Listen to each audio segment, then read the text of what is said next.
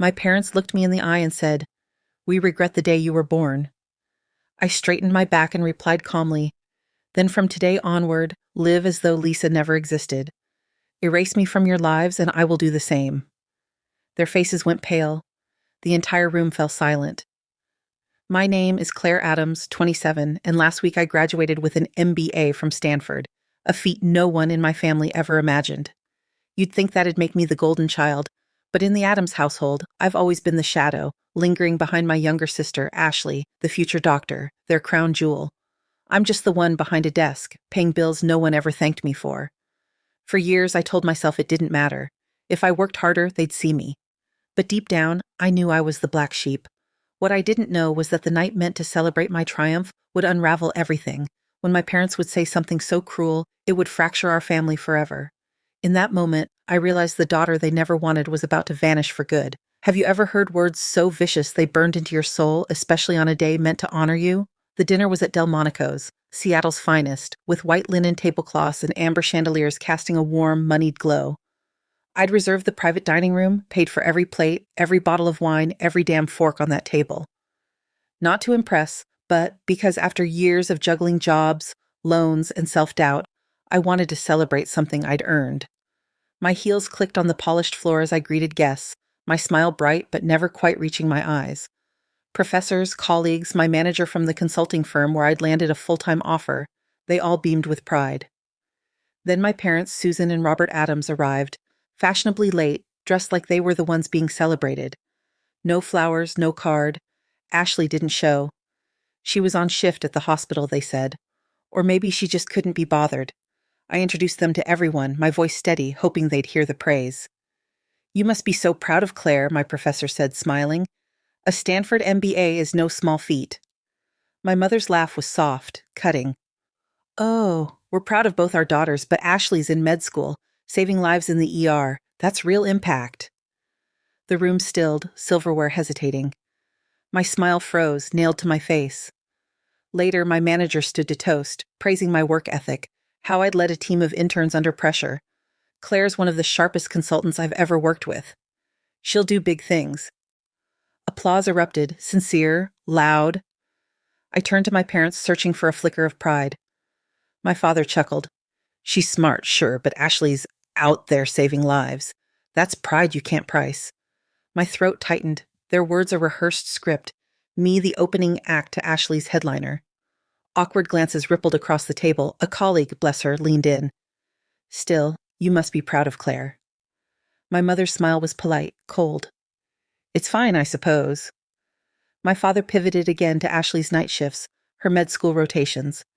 Compared to a doctor, an MBA just doesn't feel the same. The dam inside me cracked. I stood, my chair scraping like a scream. The room fell silent. My voice didn't waver. "Do you know what I did to get here?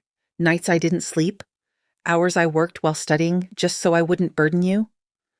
My mother's lips thinned. My father stared like I was the one out of line. I paid for Ashley's tuition. I sent money when the lights were cut off. I went without so this family could survive. And still, I'm just the one behind a desk. The air thickened, guests holding their breath. I wasn't speaking to them anymore, just to the two people who never saw me. If I'm as worthless as you say, who's been keeping this family together? My father stood, red-faced, his voice low but sharp. "We wish we'd never had a daughter like you." Gasps. A spoon clinked against a plate. My vision blurred, not with tears but clarity.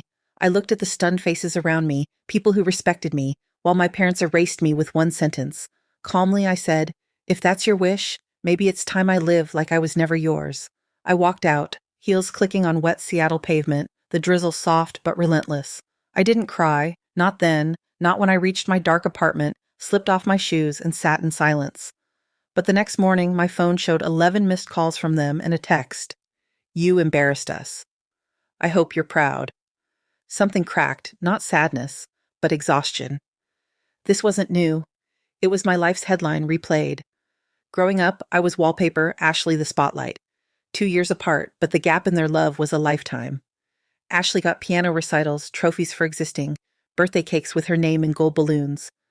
My cake once read "Happy Birthday, Ashel," with O and Claire crammed in the corner.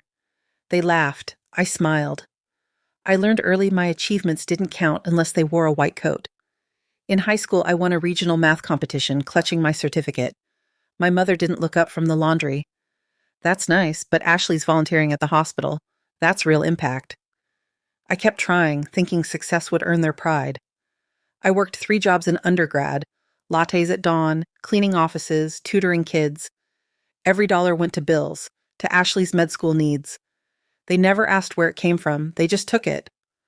Michael, my best friend since college, saw through my facade.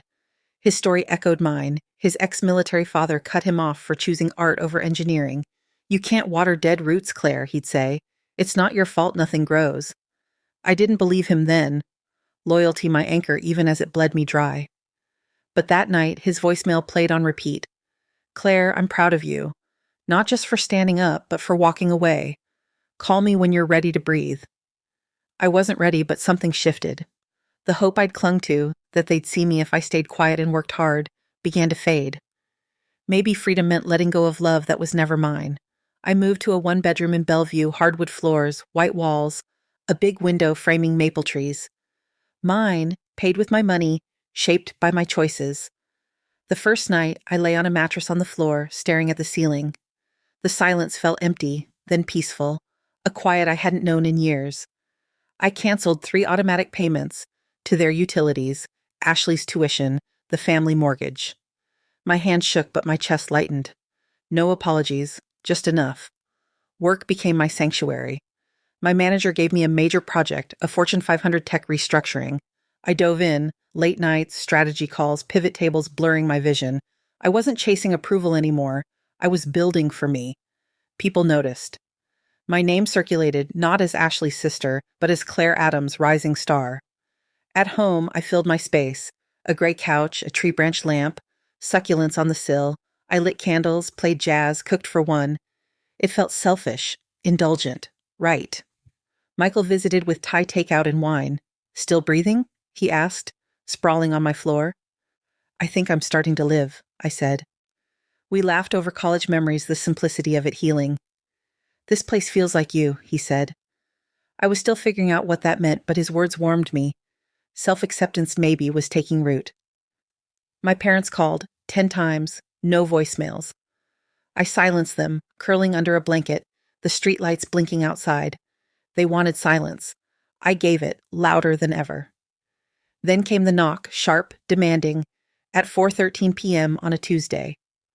My parents stood at my door, Robert in pressed shoes, Susan's trench coat tight over folded arms. "We need to talk," she said, as if I hadn't embarrassed them last. They walked in, sat on my couch, paid with my sleepless nights. I stood. Ashley's had setbacks, my father said. Her internship was cut, her tuition overdue. "We need your help," my mother snapped. No apology, just the same old demand. "Help?" I echoed, bitter laughter escaping. "I gave years, paid for her books, your bills, while you humiliated me." My father bristled. "You disrespected us." I stepped forward, heels clicking. "You disrespected me for years, quietly, constantly. You didn't raise me, you drained me." My mother stood. "We're your parents. We brought you into this world, and I carried it while you praised someone else standing on my shoulders." The silence stretched, taut. "You don't get to pretend you didn't wish I'd never been born," I said, opening the door. "If you came to apologize, I'd listen. If you came to ask for more, that ended when you disowned me." My mother's voice rose. "Blood is blood." I shook my head. "Not when it's poisoned." They left, my mother muttering, "You'll regret this." I looked her in the eyes. "I already have a family, just not you." The door clicked shut, and I felt nothing. No guilt, no fear, just freedom. I smiled. Weeks passed in quiet momentum. No calls, no texts, just my silence, now powerful. At work, I led with confidence, my voice finally mine. The tech project was a triumph, the client doubling their investment, my name in a magazine headline, "Rising Star Claire Adams on Leading Through Resilience." I spoke of growing up unseen, fighting for ungiven recognition. LinkedIn erupted. Thousands of likes, messages from strangers who saw themselves in my story. "You don't have to earn love from people who use it as a weapon," I'd said. Michael texted, "You started a quiet revolution." My parents emailed, sharp, accusing. I didn't reply. I didn't need to fix it anymore. I stood by my window, wine in hand, Seattle's skyline cheering.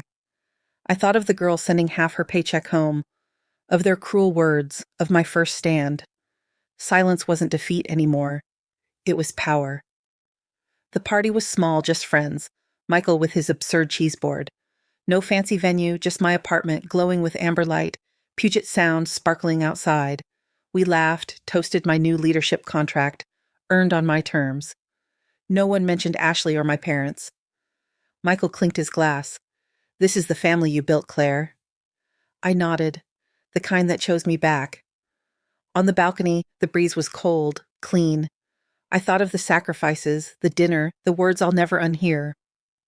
But also the first night here, the first time someone meant their pride. You can't choose your family, but you can choose what to carry. Love with conditions isn't love. Freedom is living without needing what was never given. A stranger's message buzzed.